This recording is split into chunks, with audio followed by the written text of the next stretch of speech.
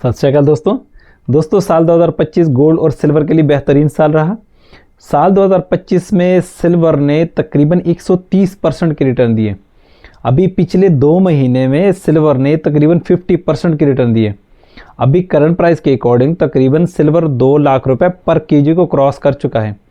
Gold ने पिछले 1 साल में 80 से 85% के रिटर्न दिए। क्या प्राइस इसी तरह पंप होता रहेगा या इसमें करेक्शन भी पॉसिबल है? अभी फोमो बाइंग हो रही है, लोग धड़ाधड़ बाइंग कर रहे हैं, लोग धड़ाधड़ इन्वेस्ट कर रहे हैं। क्या आपको भी इन्वेस्ट करना चाहिए या आपको वेट करना चाहिए? तो आज की वीडियो आपने ध्यान से देखनी है। आज की वीडियो देखने के बाद आपको क्लियर एक डायरेक्शन मिल जाएगा कि आपको इन्वेस्ट करना चाहिए, आपको वेट करना चाहिए। अगर आप इन्वेस्ट कर चुके हो तो आपको यहाँ पे प्रॉफिट बुक करना चाहिए या मज़ीद वेट करना चाहिए। तो आज की वीडियो में हम 5 पॉइंट पे बात करेंगे। नंबर 1 कि प्राइस में इतना पंप क्यों आया। नंबर 2 कि आगे क्या हो सकता है, प्राइस पंप हो सकता है या करेक्शन पॉसिबल है। नंबर 3 कि एक इन्वेस्टर को यहाँ पे क्या करना चाहिए, जो स्मार्ट इन्वेस्टर होगा उसको यहाँ पे क्या करना चाहिए। नंबर 4 कि क्या प्राइस को भी मैनिपुलेट किया जा सकता है, जिस तरह जो लोग ट्रेडिंग करते हैं स्टॉक मार्केट में या क्रिप्टो मार्केट में जो लोग ट्रेडिंग करते हैं उनको पता होगा कि क्या प्राइस को भी मैनिपुलेट किया जा सकता है। नंबर 5 कि आपका इन्वेस्ट करना आपका कितना रिस्क हो सकता है, इसमें आपका कितना रिस्क दे सकता है और आपका प्रॉफिट के कितने चांसेस है। तो आज 5 पॉइंट पे हम क्लियरली बात करेंगे। तो वीडियो को आपने लास्ट तक देखना है। वीडियो देखने के बाद आपको एक डायरेक्शन मिल जाएगा। लेकिन एक डिस्क्लेमर कि मैं कोई फाइनेंशियल एडवाइज़र नहीं हूँ, ये कोई फाइनेंशियल वीडियो नहीं है, ये एक एजुकेशन पर्पस के लिहाज से एक वीडियो है। तो आपने अपनी रिसर्च खुद करनी है। जस्ट एक नॉलेज के लिए ये वीडियो आपके साथ शेयर की जा रही है, तो आपने इसको कोई फाइनेंशियल एडवाइस नहीं समझना। तो वीडियो को आपने लास्ट तक देखना है। सबसे पहले ये समझना ज़रूरी है कि प्राइस में इतना पंप क्यों आया।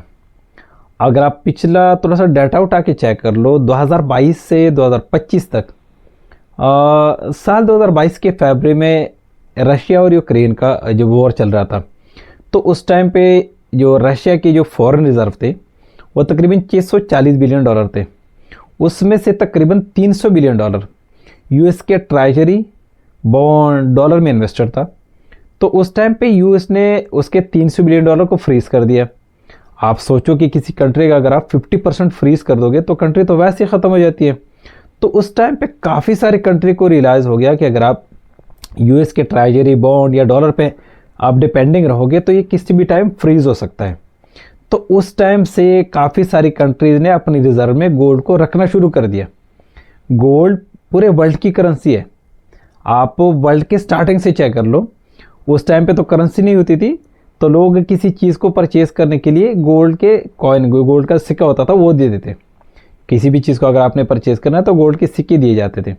बाद में करेंसी बनी और करेंसी में फिर जो जिस तरह डॉलर का इन होना और डॉलर जो पूरे वर्ल्ड की करेंसी बनना, ये एक अलग टॉपिक है। लेकिन डॉलर पूरे वर्ल्ड की करेंसी बन गई थी। तो काफ़ी सारी कंट्री को रियलाइज़ हो गया कि अगर आप यूएस के डॉलर पे डिपेंडिंग रहोगे तो ये फ्रीज़ हो सकता है। तो काफ़ी सारी कंट्रीज़ ने गोल्ड को अपनी रिजर्व में रखना शुरू कर दिया। उसके बाद अब पिछले 1 साल में आप थोड़ा सा डाटा उठा के चेक कर लो, पिछले 1 साल में काफ़ी सारी कंट्रीज़ में टैरिफ वॉर, जो यूएस की तरफ से जो टैरिफ वॉर चल रहा है, और काफ़ी सारी कंट्री में तो फिजिकल वॉर चल रहा था। तो उसके कारण जो लोग मतलब इन्वेस्ट करते हैं या काफ़ी सारी कंट्री जो अपनी रिज़र्व रखती हैं, तो लोगों को पैनिक हो गया, अनसर्टेनिटी हो गई पूरे वर्ल्ड में। जब अनसर्टेनिटी होती है, पैनिक होता है, तो लोग अपना पैसा सेफ़ एसेट में रखना चाहते हैं। सेफ एसेट मतलब गोल्ड और सिल्वर। अगर आप कैश में रखोगे तो डिवैल्यू हो सकता है, किसी जगह पे मार्केट में इन्वेस्ट करोगे तो मार्केट क्रैश हो सकता है। तो लोग अपना पैसा सेफ एसेट में रखना चाहते हैं। तो उसके कारण लोगों ने गोल्ड और सिल्वर को अपना इन्वेस्टिंग पर्पस के हिसाब से उसको परचेज कर दिया। तो उसके कारण प्राइस में इतना पंप आया। अब यहाँ पे थोड़ा सा और समझने की ज़रूरत है कि यूज़ केस इसका आप थोड़ा सा अपने समझना है कि गोल्ड और सिल्वर का यूज़ केस क्या है। गोल्ड एक पूरे वर्ल्ड की करेंसी है, या आप रिज़र्व कह सकते हो। तो एक इन्वेस्टिंग पर्पस के हिसाब से या ज्वेलरी के हिसाब से आप गोल्ड को मान सकते हो। और सिल्वर का अगर आप देख लो तो सिल्वर का यूज़ केस बहुत ज़्यादा है। सिल्वर पूरे इंडस्ट्रियल यूज़ इसका होता है। सिल्वर तो लोग इन्वेस्ट करते हैं, लेकिन उसके साथ साथ इसका इंडस्ट्रियल यूज़ बढ़ रहा है। पिछले काफ़ी सालों से आप डाटा उठा के चेक कर लो, सिल्वर का डिमांड बढ़ रहा है, और डिमांड बढ़ रहा है तो प्राइस बढ़ रहा है। आप पूरे वर्ल्ड में चेक कर लो, तकरीबन जो सिल्वर की जो प्रोड्यूसिंग है पूरे एक साल की 25,800 टन उसकी प्रोड्यूसिंग है, और डिमांड कितनी है? डिमांड है 37,000 टन। 37,000 टन उसकी डिमांड है और 25,800 टन उसकी प्रोड्यूसिंग है। डिमांड ज़्यादा है और प्रोड्यूसिंग कम है, तो उसके कारण, क्योंकि अभी आप पिछले एक साल में देख लो, सिल्वर ने 130% की रिटर्न दिए। तो सिल्वर का यूज़ केस बहुत ज़्यादा है, इंडस्ट्रियल यूज़ में बहुत ज़्यादा उसका यूज़ केस होता है। आजकल आपको पता है कि पूरे वर्ल्ड में सोलर पैनल में कितनी डिमांड है, ईवी इलेक्ट्रिक जो व्हीकल है उसमें कितनी डिमांड है, मेडिकल इक्विपमेंट उसमें कितनी डिमांड है, एआई का दौर है, जो एआई की जो सेमीकंडक्टर, जो एआई के चिप बनते हैं, मोबाइल फ़ोन, कंप्यूटर, जो चीज़ें बनती है उसमें कितना उसका यूज़ केस है। तो ये सिल्वर का यूज़ केस बहुत ज़्यादा है, इसके कारण उसके प्राइस में इतना पंप आया।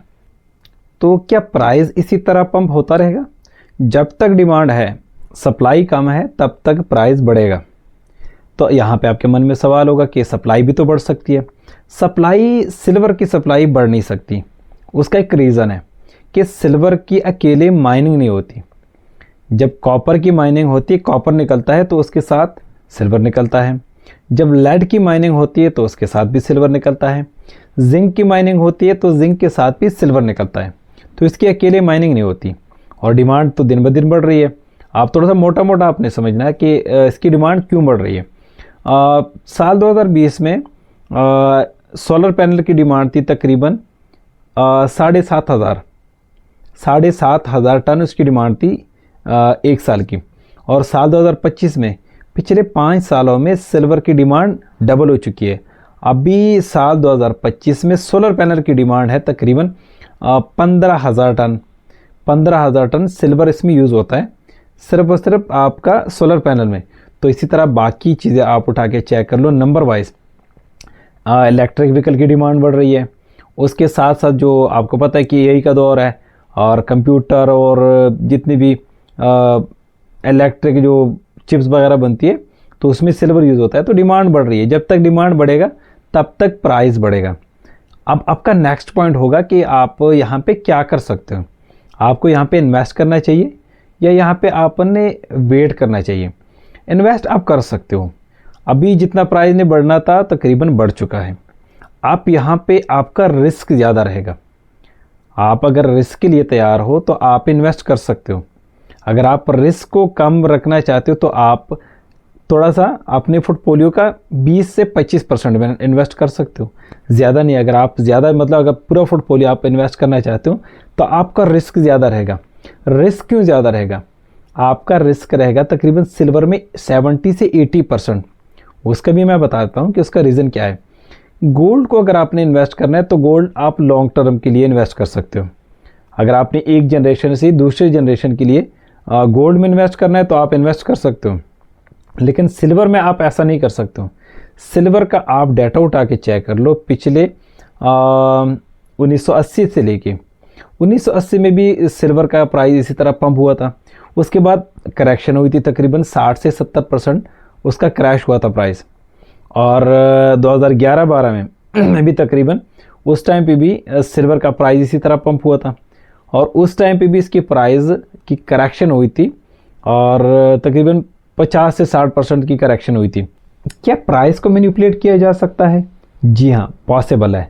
कैसे पॉसिबल है, मैं आपको समझाता हूँ कि साल 2011-12 में आप डाटा उठा के चेक कर लो, उस टाइम पे स्मार्टफोन की डिमांड बढ़ रही थी, और उस टाइम पे चाइना ने रेयर अर्थ मेटल के ऊपर बैन लगा दिया, उसको बैन कर दिया कि हम बाकी कंट्रीज़ को सिल्वर या जो रेयर मेटल कह लो हम नहीं दे सकते। क्यों नहीं दे सकते? रीज़न भी दे दिया पूरे वर्ल्ड को। अगर रीज़न नहीं देंगे तो काफ़ी सारे कंट्री उसके अगेंस्ट खड़े होंगे। तो रीज़न ये दिया कि हमारी अपनी ज़रूरत ज़्यादा है, हम बाकी कंट्रीज़ को नहीं दे सकते। अब थोड़ा सा ये समझो कि पूरे वर्ल्ड में सिल्वर का नंबर 1 प्रोड्यूसर जो है वो मैक्सिको है। पूरे वर्ल्ड में सबसे ज़्यादा चांदी जो है या सिल्वर कह लो वो मैक्सिको प्रोड्यूस करता है। नंबर 2 पे चाइना प्रोड्यूस करता है, और नंबर 1 कंज्यूमर कौन है? पूरे वर्ल्ड में नंबर 1 कंज्यूमर है चाइना। तो चाइना ने वैलिड रीज़न दिया कि हमारी अपनी ज़रूरत ज़्यादा है और हम बाकी कंट्रीज़ को नहीं दे सकते, तो बैन कर दिया। जब बैन कर दिया, सप्लाई टाइट हो गई, तो उस टाइम पे प्राइस इसी तरह पंप हुई थी। प्राइस पंप होकर जब बाकी कंट्रीज़ ने अपनी माइनिंग शुरू कर दी सिल्वर की, यूएस ने, जापान ने और ऑस्ट्रेलिया ने, काफ़ी सारी कंट्रीज़ ने अपनी माइनिंग शुरू कर दी। जब उनकी तरफ से भी सिल्वर की सप्लाई आ गई, तो उस टाइम पे चाइना को रियलाइज़ हो गया कि अब आपका मज़ीद आपका ये गेम आगे चल नहीं सकता, तो उन्होंने सप्लाई खोल दी। जब सप्लाई खोल दी मतलब बाढ़ आ गई। जब सप्लाई खोल दी तो सप्लाई बढ़ गई। सप्लाई बढ़ गई तो उस टाइम पे प्राइस गिरी थी। तकरीबन उस टाइम पे जो करेक्शन हुई थी, काफ़ी सारे लोगों का उसमें लॉस हुआ था। तो आजकल के टाइम पे आप 2025 में उठा के चेक कर लो, 2025 से भी, अभी तो खैर 26 चल रहा है, अभी चाइना ने क्या करा, दोबारा से बैन लगा दिया रेयर अर्थ मेटल पे, क्योंकि वो वैलिड रीज़न देते हैं कि हमारे पास यूज़ केस बहुत ज़्यादा है और हमारी अपनी ज़रूरत पूरी नहीं होती, तो हम बाकी कंट्रीज़ को नहीं दे सकते। हमारे पास अपनी ज़रूरत है तो हम बाकी कंट्रीज़ को रेयर अर्थ मेटल नहीं दे सकते। अब यहाँ पे सप्लाई टाइट हो गई। सप्लाई टाइट होगी तो प्राइस मज़ीद पंप हो गया और आगे भी पंप हो सकता है। अब आपने क्या करना है, अगर आप यहाँ पे इन्वेस्ट करोगे तो आपका 60 से 70% रिस्क रह सकता है सिल्वर में। मैं सिल्वर की बात कर रहा हूँ। गोल्ड को अगर आपने इन्वेस्ट करना है तो गोल्ड आप लॉन्ग टर्म के लिए कर सकते हो। अगर आपने एक जनरेशन से दूसरे जनरेशन के लिए गोल्ड में इन्वेस्ट करना है तो आप इन्वेस्ट कर सकते हो, लेकिन सिल्वर में आप ऐसा नहीं कर सकते हो, क्योंकि सिल्वर में अगर आप ऐसा करोगे तो आपका रिस्क 60 से 70% रहेगा। ये कंफर्म है कि आपका 60 से 70% रिस्क रहेगा, क्योंकि इसमें करेक्शन पॉसिबल है। अगर आप सिल्वर में इन्वेस्ट करना चाहते हो तो आपके लिए क्या करना चाहिए, आपने इन्वेस्ट करना है, क्योंकि प्राइस ने तो बढ़ना ही है। आपने जितना आपको प्रॉफिट मिल रहा है तो प्रॉफिट बुक करके निकलना है, उसमें आपने लॉन्ग टर्म के लिए नहीं करना। आपने इन्वेस्ट कर दिया, प्रॉफिट मिल रहा है, निकलना है, इन्वेस्ट कर दिया, प्रॉफिट मिल रहा है, निकलना है, उसमें आपने लॉन्ग टर्म के लिए नहीं करना। आप गोल्ड में लॉन्ग टर्म के लिए कर सकते हो। अभी तो खैर गोल्ड भी तकरीबन मेरे हिसाब से थोड़ा सा लेट हो गया है, अभी भी काफ़ी जो प्राइस जिस हिसाब से बढ़ी है तो मज़ीद इसमें प्रॉफिट मिल सकता है, लेकिन उस हिसाब से नहीं मिलेगा जिस हिसाब से जो पिछले एक साल में जो रिटर्न मिली है, तकरीबन 80 से 85% की रिटर्न मिली है। तो आप आगे सालों में आपको 80 से 85% की रिटर्न मिलना पॉसिबल ही नहीं है, क्योंकि अभी तकरीबन प्राइस को आप चेक कर लो, तकरीबन 1.5 लाख के आसपास है। तो क्या 3 लाख पे जा सकता है? नहीं, 3 लाख पे अभी नहीं जा सकता। आप लॉन्ग टर्म का सोच रहे हो एक जनरेशन से दूसरे जनरेशन के लिए, तो आप बिल्कुल इसमें इन्वेस्ट कर सकते हो, लेकिन सिल्वर के केस में आपने इतना नहीं करना, आपका रिस्क इसमें ज़्यादा रहेगा। सिल्वर में आपने जैसे जितना प्रॉफिट मिलना है तो आपने निकलना है।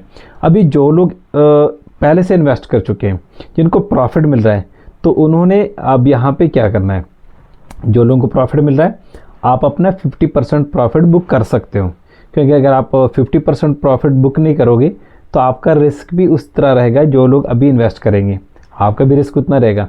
अगर आपने रिस्क को कम करना है तो आपने 50% प्रॉफिट को बुक करना है, 50% को आप होल्ड कर सकते हो मज़ीद प्राइस पंप के लिए, उसमें आपका रिस्क कम रहेगा।